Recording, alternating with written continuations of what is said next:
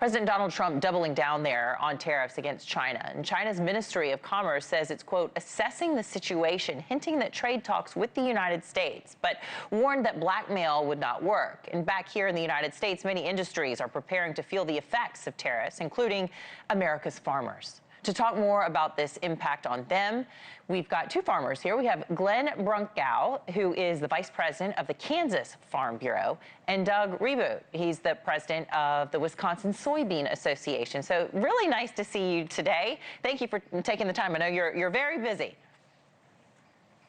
Thank you for having us. That time of year. Yeah, exactly. Doug, we'll talk to you first. A little bit about you, your story, your farm, and where you stand on the tariffs. Yeah, I farm down here in southern Wisconsin in Janesville, and I am president of the Wisconsin Soybean Association. And, you know, just as a soybean farmer, we look at these tariffs and how much it impacts us. You look at the 2018 trade war and tariff war and everything. And I mean, that was $27 billion in agriculture loss just from that. And 71% of that was from soybeans. And so it really impacts us that are growing soybeans. Okay, and Glenn, how about you? Do you feel similarly, or what do you think? Yeah, a large portion of what we grow is exported, and we're certainly concerned about that. But we also need fair trade, and you know, a lot of our trading partners, especially China, have imposed tariffs on us, and so I think it's important we level the playing field. And it was, you know, it should have been done a long time ago, and so it's kind of like ripping a Band-Aid off. It's going to hurt a little bit. Yeah, it sounds like you're a little bit more okay with the short-term pain for the long-term gain, but for the short-term pain, you know, how long could it last and you survive and be all right without a bailout? Sure, and you know, again, I want to make sure we would rather have free trade than we would an aid package. We certainly don't want aid. You know, we're in the portion of the year where we don't do a lot of trade, and so and the markets really haven't felt it too bad yet.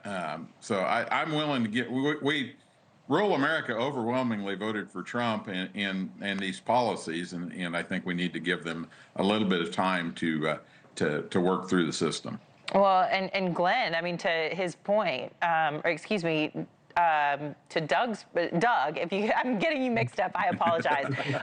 But Doug, I know a lot of farmers did vote for President Trump, right? So do you feel abandoned, or are you going, well, maybe we can weather this storm together? Well, I mean, when people vote for president, it's on many things. It's not just on tariffs or anything like that. So I can't really speak on why, you know, people vote one way or the other. But we're sitting here, I mean, we agree that something needs to be done. Yes. But in the short term, we're sitting here going, okay, we have to pay our bills now, and agriculture is stuck in the middle where when we're dealing with other countries and with the tariffs, when they want to hit us back, they hit agriculture. And so there goes our export markets that we have spent many, many years working on. And so it's a country like China that they export or import more soybeans from the U.S. than the rest of the countries combined. And so when they start declining what they're bringing in from us and start bringing from other countries, it's, you know, it's not like as soon as this is done, boom, we're going to get our market back. It's going to take a long time to get that market back, or, you know, work on other markets. So there is no immediate impact. We don't look as, okay, this is right now by fall when we're harvesting, it's all going to be fixed. This is a long-term thing that we're looking at. Right, and it sounds like, Doug, that market share is one of your biggest concerns. How long do these relationships take? I mean, you know, very often farmers are the children of farmers and the children of children's farmers, right? It goes on for generations very often to build these relationships, these financial relationships as well, right? Oh, yeah. I mean, these relationships have been built on for many years. I mean, 20, 30 years we've been working with these countries. We have state departments, federal departments, commodity groups traveling all over the world, working with these countries and building these relationships. And yeah, sometimes, anywhere from 5 to 20 years it takes to do this. So once we lose that market, we're not going to get it right back. Well, I'd like to roll some tape for both of you and get you both to respond. Earlier, I spoke with the Republican Alabama Congressman Barry Moore. He sits on the Agricultural Committee. I asked him what he would like to say to the both of you. So here it is. Well, I tell them to be encouraged. I mean, finally, we're putting American farmers first. If we start really enforcing the agreements that we had with China when President Trump was in office in 2017, where he said, you got to buy so much of American produce, then that would have been fine. But what happened is Biden walked away from that. Nobody held them accountable. They violated the rules and regulations. So we had inflation with low commodity prices. It crushed the farmers. We lost 150,000 farmers in the last administration. President Trump's going to take care of them. We're going to see to that. So he pushed some blame on Biden there. Glenn, what do you make of what he said? Absolutely. That is, he's 100% right. We didn't enforce some of the agreements that we had in the past, and now we're suffering from that, and it makes it harder. We need these trade partners. We need trade, but we also need to make sure that we stand up for ourselves. Doug, how about you? Was that answer satisfactory for you? Well, I mean, yes, something needs to be done. I will not disagree with that. But right now, in the short term, the tariffs, in my opinion, and a lot of people I talk to, this is not the way to do it.